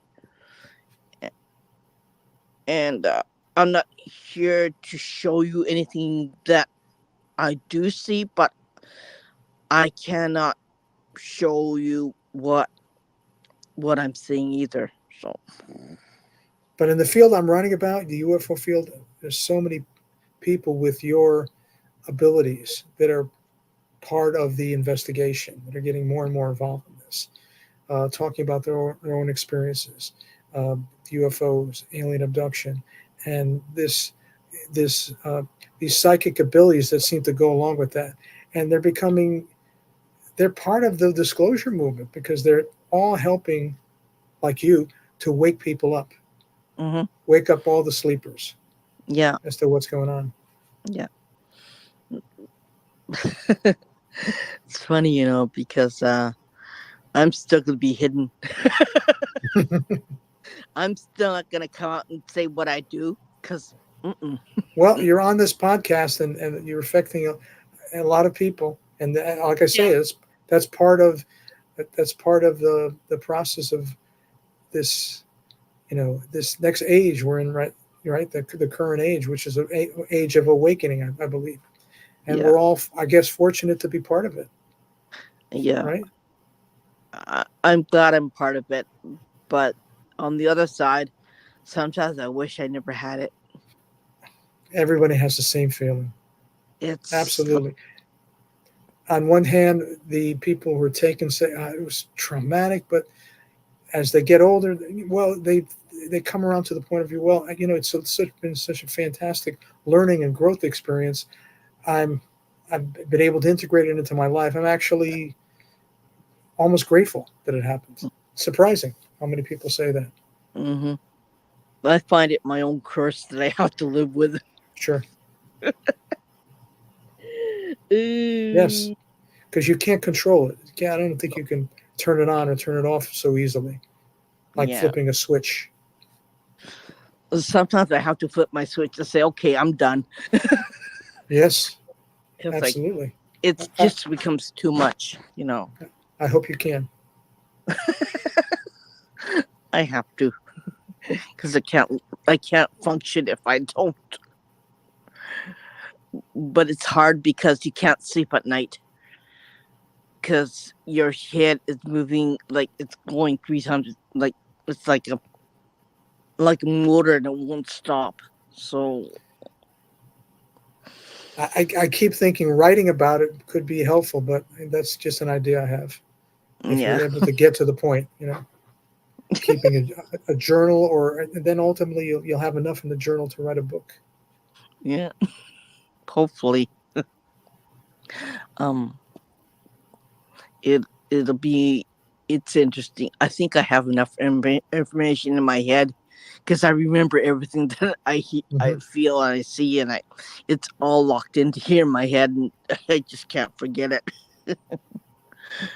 And sometimes I want to. Sometimes it won't let me. So Meditate to block it off if need. Very good idea. I do, but then it always comes back again. So yeah, whatever. And Joshua's my also friend. He's also we're, the person who just wrote on the chat room is one of my partners who we go back and forth and we talk about what we see, and I ask him for confirmation if that was right what I saw, and he does confirm it. He does confirm it. So yeah, we're all part of this. Really, it's a closed, quiet society where we do touchy feely things, and it's just different from other people. And I see myself as a little bit different than everybody else. I was always labeled as a weird person, the weirdest person ever. Even my parents called me weird, but I think, yeah, I know I'm weird. But it's probably much less accepted in Japan as compared to here, because Yeah. here it's not really. It's just getting less and less uncommon. It's more and more people are coming forward with saying they have these abilities, and are in the public eye a lot, and they're not ashamed of it. They're and they're getting generally positive feedback and response to telling their stories. People that have the experiences you have. But Japan, it Yeah, may be different. Maybe yeah, I don't Japan is know very about different, Japan. Yeah. yeah, especially energy wise from the spirits. They definitely feel a lot different than the United States. Hmm. hmm and you just know what you can which one you deal with, and you just know which one you don't deal with. You just know that because there are certain places that you cannot go because it's too dangerous as far I'm energy sure. wise. I'm sure. And it's we don't know why, but there's a beach on not a little ways from here, but it was it had a World War II battle, and the soldiers died on the beach. But you can't go there after 9 o'clock. If you go there after 9 o'clock, uh, they'll take you away, and you won't have any body. You won't have anything left. They can't find any part of you where you were. There'd be no remnants of you, and they don't know why, Yeah. but it happens, and it's kind of frightening. So, yeah, there are places like that here, and there is a different. They call it a Japanese Bermuda Triangle too, where ships, like I said before, have disappeared. They don't know why. What's happened? We don't know. And the police are still. It's an open case. It's an open file. But if you watch the news, I don't watch local news, but they're showing, oh, this ship has just got ashore, and the Coast Guard has brought the ship aboard, and the police are trying to file a report, and they don't know what to write. They don't know what to write because there's nothing in it to write. And I think there's a lot of weird things about Japan too. That I think there's more. I'm trying to get more information of it, but I'm coming up blank with a lot of things in this country. So I want to study a little bit more. But where do I look? Where do I go to write? How do I get it? Can't. Because It's not really here. no. Because they shred the evidence if there was any, because they don't want anyone to know what happened or what happened on this land or whatever. They just don't want you to know. And I don't know why they do that, right? Mm-hmm. Because it is a historical place and there is things that happened and it is a part of history and it is a part of life in this country, but it's just, nope, not going to tell you. Well, with this podcast, you have a receptive audience, myself included, but you have to be careful who you talk to and what you say. Yeah. Yeah. It's just, yeah. I don't want anybody coming to my door and saying, you can't talk about it. Like I said before, we're all taking a chance, even publishing a book like the book I published. And I don't know what's going to happen, but so far, as I said in response to your question, Amanda, the feedback I've gotten has been positive. Yeah. And I'm sure there are some people that aren't happy with me, are not happy with me. Mm-hmm. But you know, they're out there, but I think there'll always be the negative output, and there'll always be the positive output. That's what makes us balance of the scales between us, right? You talk now. Going back to your book with that chapter 5, Missing Time, that describes several strange experiences I had that were associated with missing time, including having a nasal implant. You did cover that before, with the nasal implant and how painful and how high up that had to have been too. Yeah, no, I did talk about the memory I have of the implant, of specific structure, and the fact that one of the episodes of Missing Time is when I had, I didn't know what I was doing. I was, again, at the age of 6 years old. I didn't know what I'd been doing all day, and I had this episode of, suddenly I felt moisture under each nostril, and then I heard a voice in my head telling me, don't let them see the blood. Not 30 seconds later, my mother and brother walked up the stairs, came into the apartment, but not before I had listened to this warning to go to the bathroom, and I was horrified to see I was bleeding from each nostril. I washed off all the blood. I didn't say anything, as if I was being instructed to hide the evidence. And along with that, again, it's just a very frightening feeling of missing time. I didn't know where I'd been. I had another episode of Missing Time when I walked in and my mother and brother were huddled together. It was a thunderstorm, but I didn't see any lightning. And again, I didn't know what I had done, where I'd come from, what I'd done, an hour or two before that. And it kept coming closer and closer and closer to the point where, even as a 6-year-old child, I knew this was not a thunderstorm. This was an object that was coming closer and closer to the roof of our house. This is what I thought contemporaneously at the time. And after that, nothing. That's how the memory ends. And, I had another episode where my father collapsed in front of me. He was in the kitchen. I was walking toward the kitchen.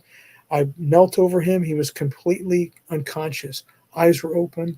I couldn't wake him up.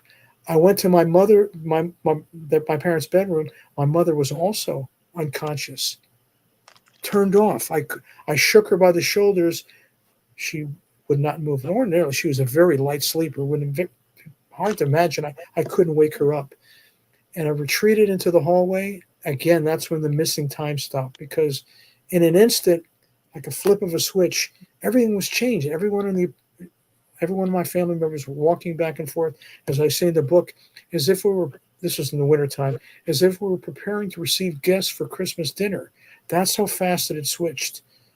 And telling me that I missed some period of time between the time when I believe my parents were switched off and then everything was switched back on, and I believe I was returned to our apartment after a period of time during which I was taken away someplace. So I talk about the several instances of missing time, and I also refer to missing time because I don't know what happened before I got the implant. I just know that I was given a warning to be careful about not having it fall out of my nasal passage. But again, that's one of the most common experiences of abductees, this consequence of missing time. Then later they have aggressive hypnosis and they're able to find out they were in fact abducted. So that's a very interesting chapter entitled Missing Time. And then chapter 8 is Stalked in a Suburb, that describes other abduction experiences I had in my early teens. I'm only going to talk about one of them. And this was just a remarkable experience where I'm sleeping in bed. If you want more, buy the book. I said buy the book if they want more. Buy the book if you want more. Right. But I have to talk about this one because I woke up at the age of 12 or 13 as if I'd been pulled up by the strings of a marionette and was jolted into alertness out of a sound sleep, which I...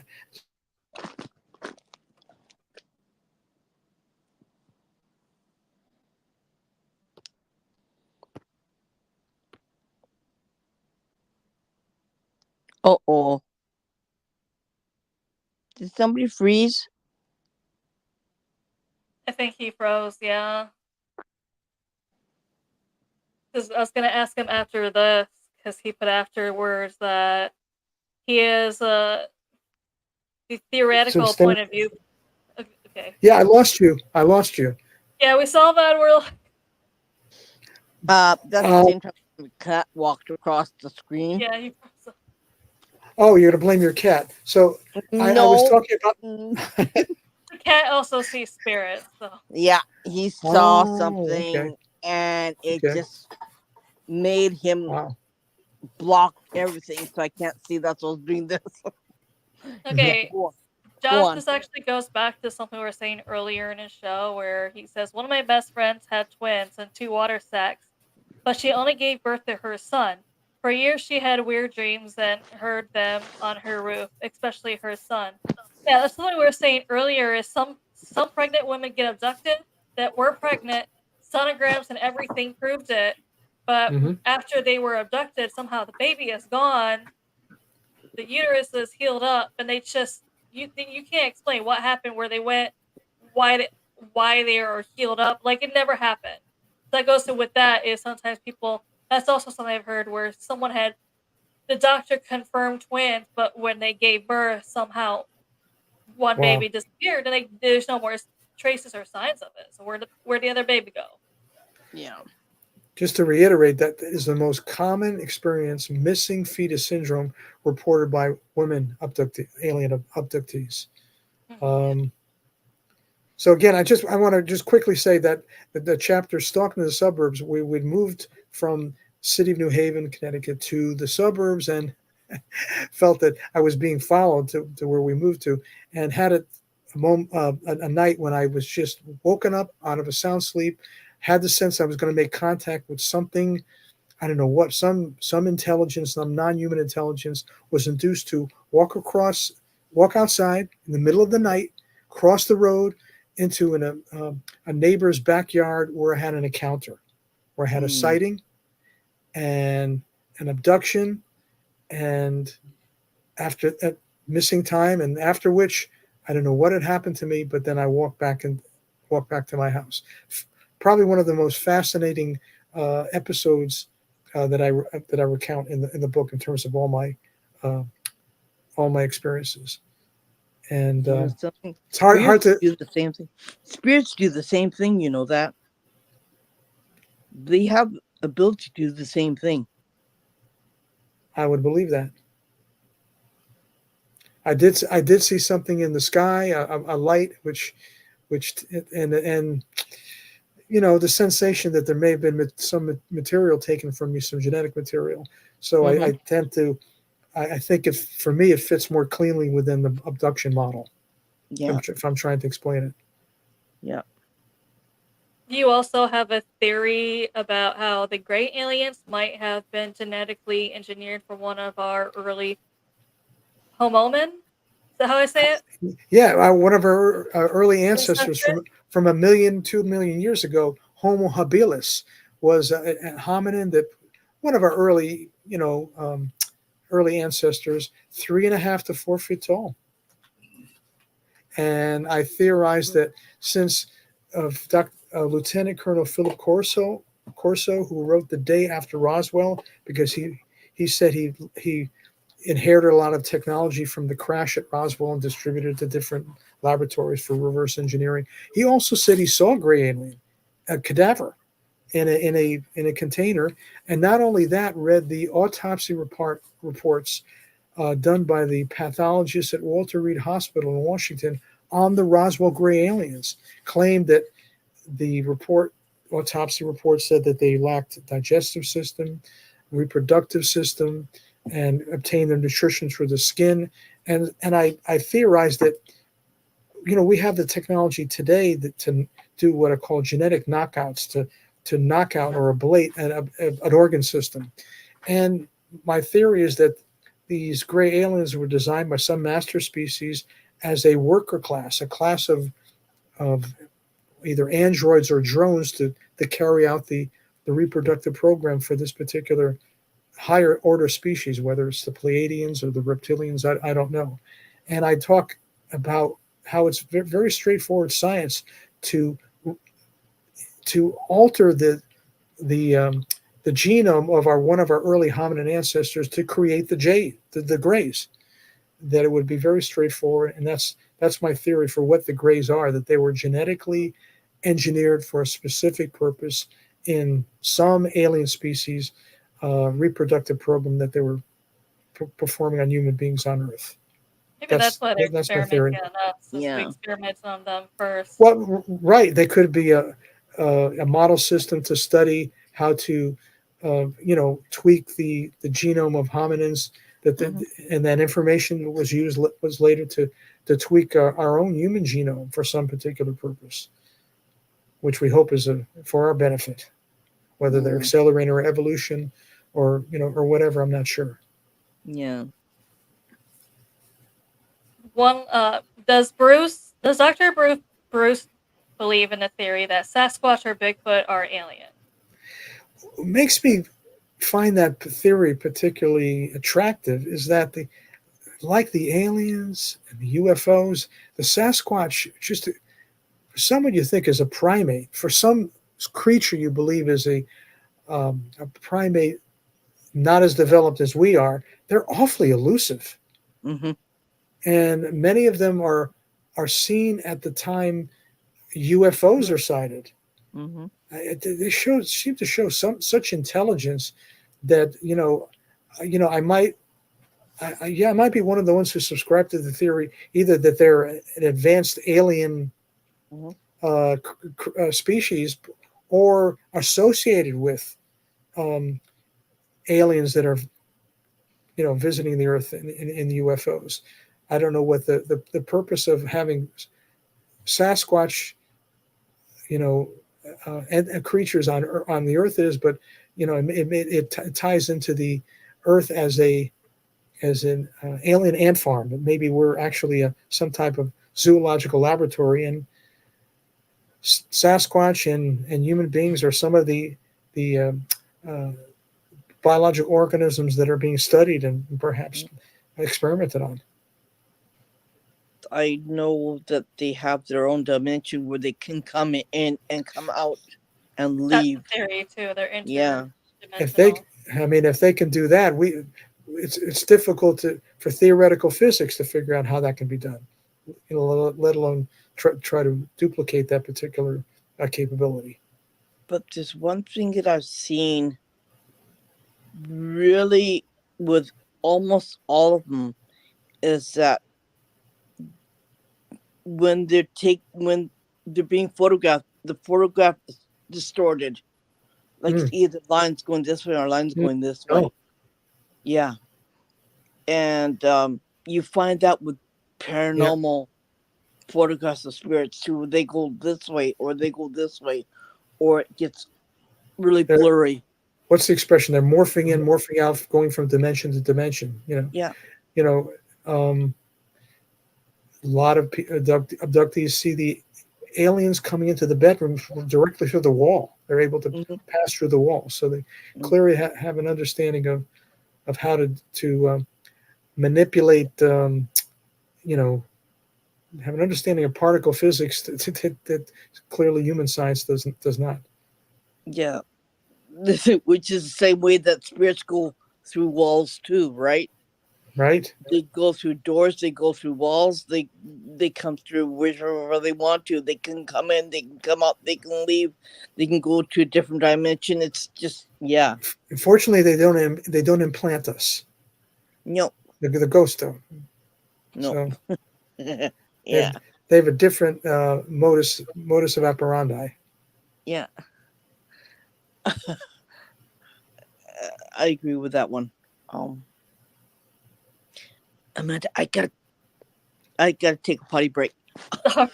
Well, we've been having you on for a while, and we do appreciate you coming on with us. You kept everyone interested this whole entire time as well.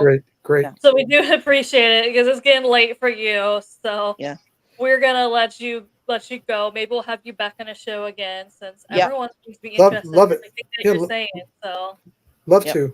And I appreciate all the comments and the interest on the part of your audience. Yeah. Again, everyone, he wrote a book. I recommend going. As I keep saying before, he includes a lot of science, but he explains it in a way that you're going to be able to understand. And he also writes experiences in a way that you feel like you're with him. Yeah. You feel like you're experiencing it with him. Thanks so much for the opportunity to talk with you both. I really appreciate it. Yes, I'll definitely be writing a great review for your book because I think it's a great book. And I do. That's also why I'm recommending it to a lot of people out there, saying you should read this book if you're into UFOs. So definitely. Thanks so much, guys. Yes. Thanks for joining us. Yes, thank you so much for your time. We greatly appreciate it. Everyone else out there, thank you for joining us. We'll see you next time. Bye for now. Bye.